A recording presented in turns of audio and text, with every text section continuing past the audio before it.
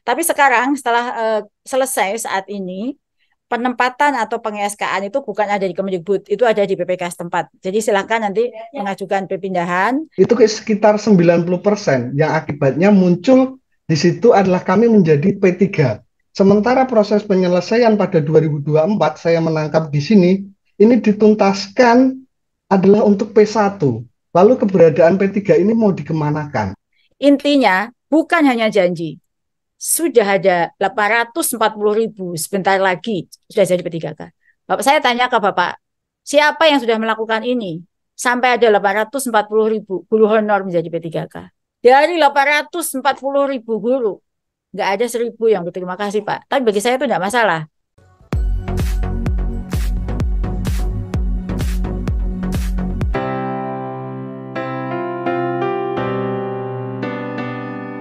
Bacakan dulu.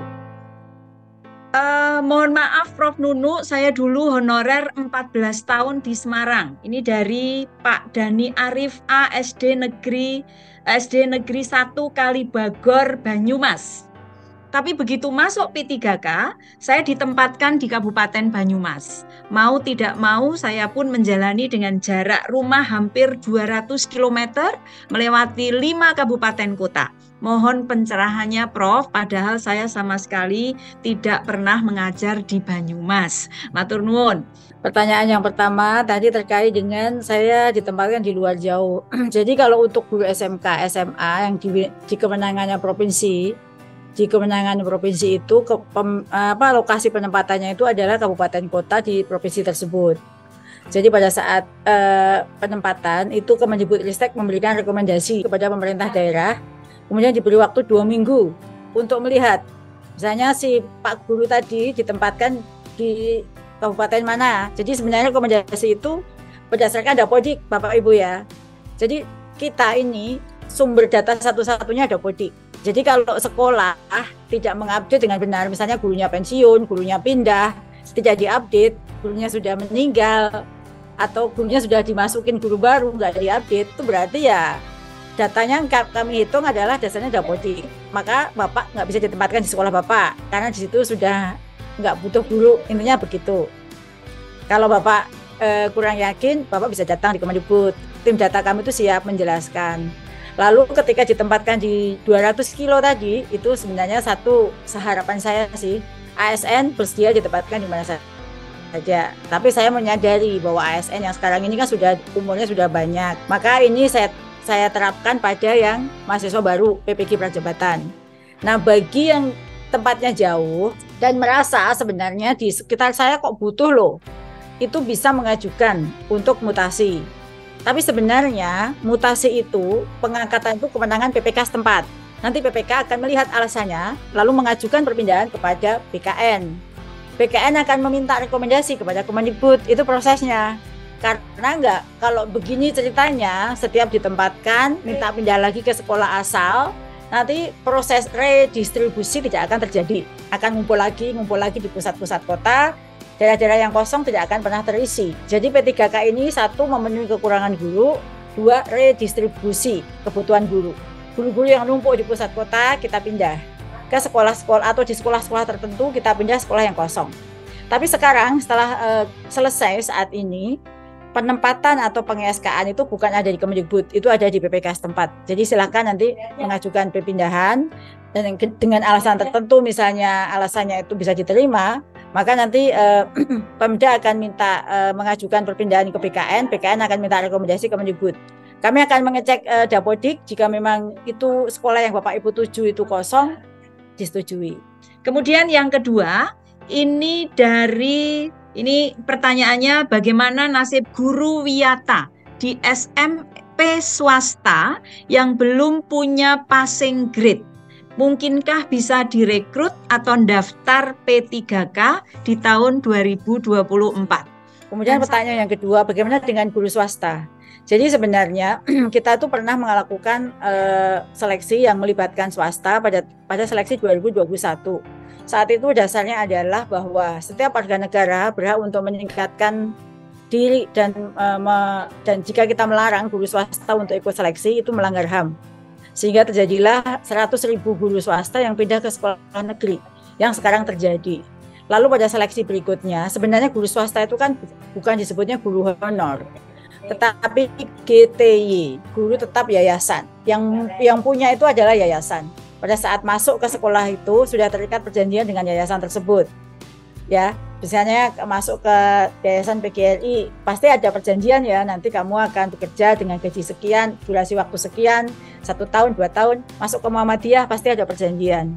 Sebenarnya guru-guru swasta itu adalah guru tetap yayasan. Sehingga pada saat ini apakah mereka dimungkinkan ikut? Dimungkinkan ikut seleksi P3K sebagai pelamar umum.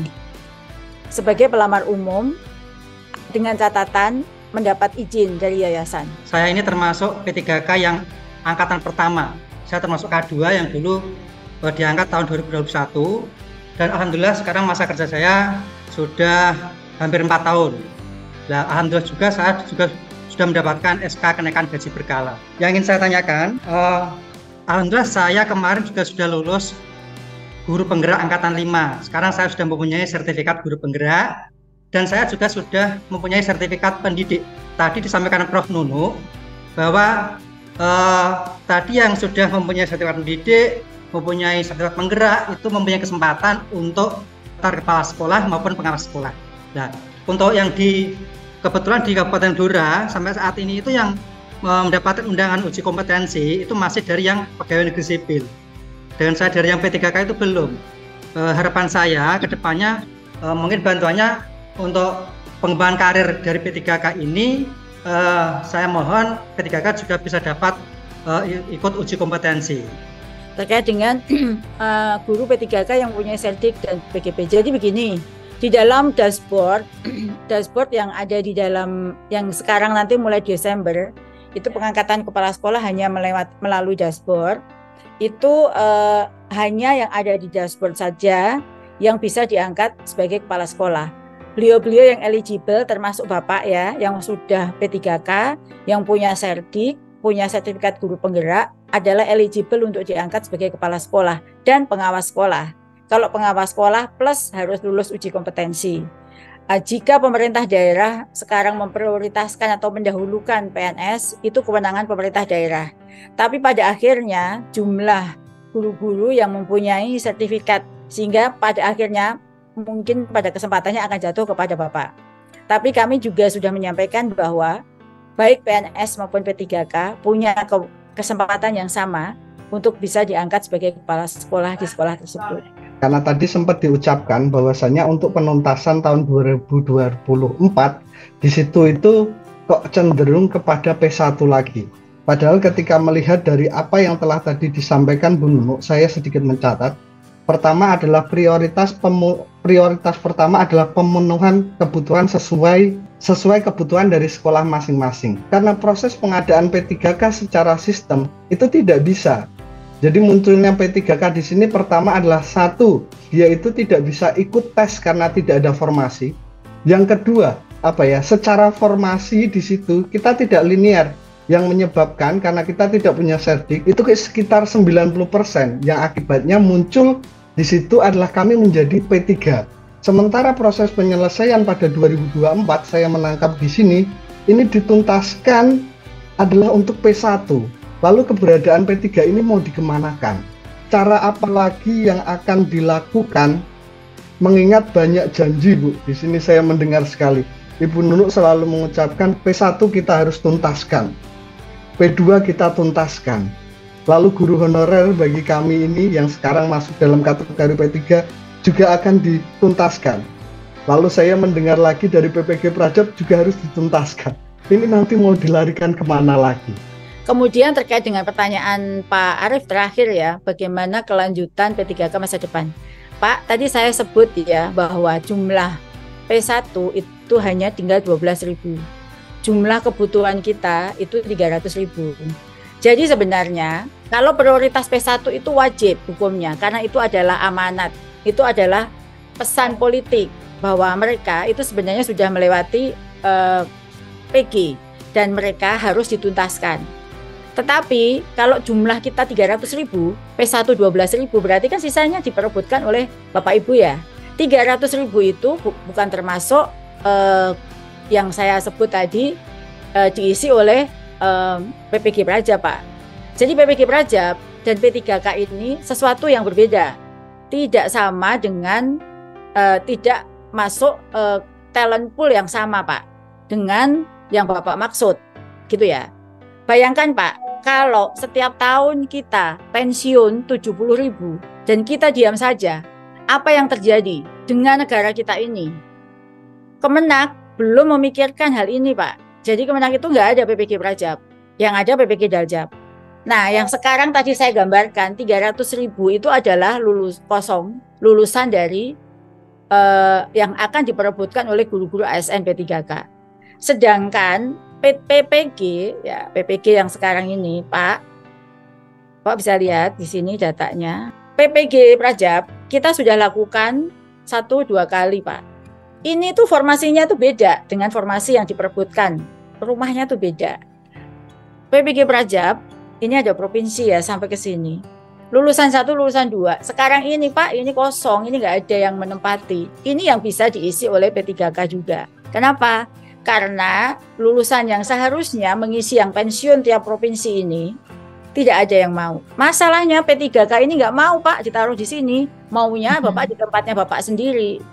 Di tempat Bapak sendiri sudah berapa guru yang berjubel-jubel di situ. Sekarang kalau mau ditempatkan di sekolah sendiri, siapa yang bisa gaji, Pak? Karena kan ada aturan, rasio guru, kebutuhan guru, perhitungan guru. Seandainya Bapak, yang Bapak punya asosiasi itu, kasih tahu mau ditempatkan di daerah-daerah kosong ini, abu-abu ini kosong, kami sangat senang, Pak. Tugas kami berkurang banyak. Karena PPG yang dilakukan ini untuk ganti guru-guru pensiun yang gajinya sudah tersedia ya, ini nggak pernah bisa selesai. Kita sudah 3 kali. Oleh karena itu, mulai tahun depan S1 D4 yang masuk ke PPG itu S1 D4 itu masuk sebagai P3K. S1 D4 itu langsung P3K, lalu baru kita PPG kan. Mereka sudah milih dia akan mau ngajar di mana, sekolah mana. Kita kasih beasiswa pendidikannya untuk ditempatkan. Jadi tugas kami ini adalah menyelesaikan semua guru honor yang sekarang ini masih tersisa. Jumlahnya sebenarnya 500.000. Saat ini kebutuhan formasi kita 300.000. PPG Prajabatan tidak pernah bisa mengisi tadi data saya sebut, itu hanya 30%. Itu ya diisi oleh seleksi bapak-bapak semuanya. Tapi semuanya ada ketentuan term dan kondisinya. Tidak bisa asal, karena akan ada nih mata pelajaran ini kebutuhannya apa, linearitasnya bagaimana, harus sesuai seperti apa. Itu Pak ya, semoga ini bisa menjawab pertanyaan dan kegelisahan Bapak. Intinya bukan hanya janji, sudah ada 840.000 sebentar lagi sudah jadi P3K. Bapak, saya tanya ke Bapak, siapa yang sudah melakukan ini sampai ada 840.000 guru honor menjadi P3K? Apakah sepanjang ini pernah dipikirkan? Bapak semua guru itu di IG saya dari 840.000 guru nggak ada 1.000 yang berterima kasih, Pak. Tapi bagi saya itu tidak masalah karena itu bagian dari tugas saya untuk menyelesaikan. Jadi ini bukan janji, Pak, kita kerjakan bersama-sama. Bapak mendukung dengan cara Bapak, saya bekerja dengan cara saya. Kita kolaborasi. Advokasinya kemana yang bisa dilakukan oleh PGRI, oleh asosiasi, ke Pemda supaya dia buka formasinya maksimal. Saya menekan kepada Kemenq, kasih anggarannya. Jadi kita bagi tugas, Pak, supaya kita bisa kolaborasi dengan baik. Jadi nggak menyerangnya ke saya. Bayangkan ya, sudah bekerja mati-matian, Bapak bukannya bantu, tapi malah mengatakan menyerang. Lakukanlah dengan cara yang bisa Bapak lakukan. Pergilah ke Pemda, ajak PGRI, tekan supaya buka formasi yang maksimal supaya guru-guru di situ tertampung semuanya. Begitu ya jawaban dari saya. Terima kasih.